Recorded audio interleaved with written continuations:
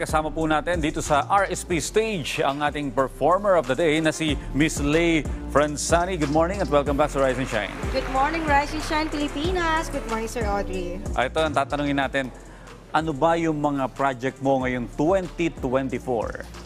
Ay, napakadami. Yung project ko po this year, yung plan ko po on my trip to go to USA for the recordings and my performances doon sa US. Kanina habang pinapakinggan ka namin, yung medyo husky yung boses mo, medyo nahihirapan ako kasi kaming mga announcer, kaming mga reporter, kapag ginawa namin yan, uubuhin na kami. Paano ba yan? Baka may ma-advise ka sa mga singer din dyan na nanonood ngayon.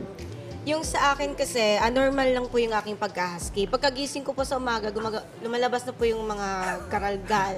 Yon. So yung advice ko lang din sa mga aspiring young artists, kasi different kasi ng ating mga genres. They have a pop and rock. Yung akin kasi pop and rock. So, pagka hindi mo kabisado or hindi mo kaya yung rock, wag mo nang kantahin kasi uubuhin ka.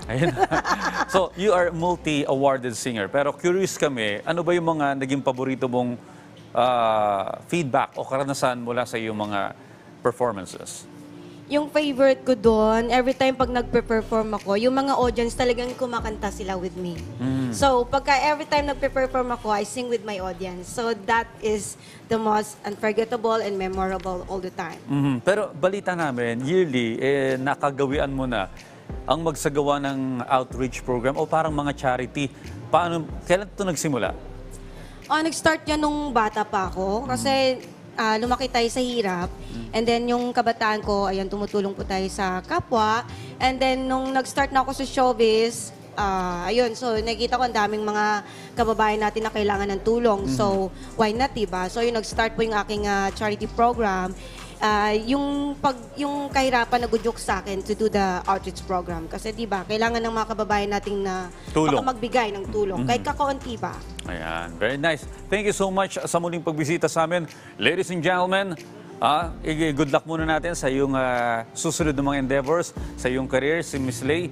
Pero bago po tayo maghiwalay, pakinggan po muna natin muli ang isa pang awitin mula kay Miss Lay. Thank you so much.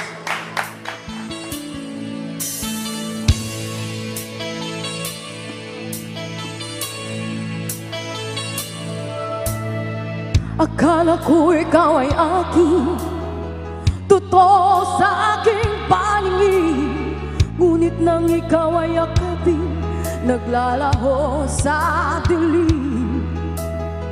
Ninais kong mapalapit sa'yo, ninais kong malawan mo ang mga paghihirap ko, baliwala lang sa'yo. Ikaw ay aking minahal, kasama ko ang may kapal, ngunit ako pala'y naging isang hangal, naghahanga ng isang katulad mo. Hindi ko na kailangan, umalis ka na sa aking harapan. Damdamin ko sa'yo ngayon ay naglaho na. Anito ang iyong tandaan, ako'y masyadong nasaktan. Pag-ibig at pagsuyo na kahit nasa luha, pagbabayaran mo.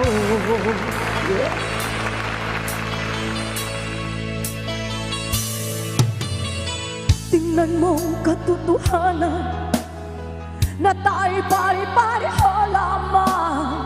May damdaming ding nasasaktan, ang puso mo'y nasaan. Ikaw ay aking minahal, kasama ko ang may kapal, ngunit ako pala'y naging isang hangal, naghahanga ng isang katulad mo. Hindi ko na kailangan, umalis ka na sa aking harapan. Damdamin ko sa'yo ngayon ay naglaho na. Anito ang iyong tandaan, ako'y masyadong nasaktan. Pag-ibig at pagsuyo na kahit nasa luha, pagbabayaran mo. Ayaw ko nang mangarap, ayaw ko nang tumingin.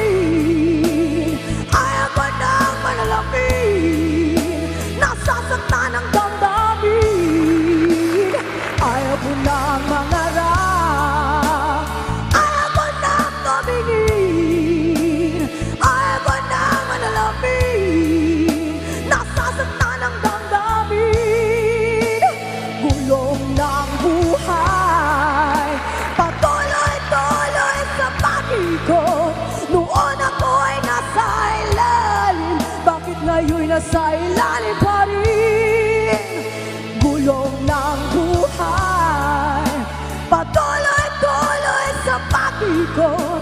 Noon ako ay nasa ilalim, sana bukas na sa ibabaw naman.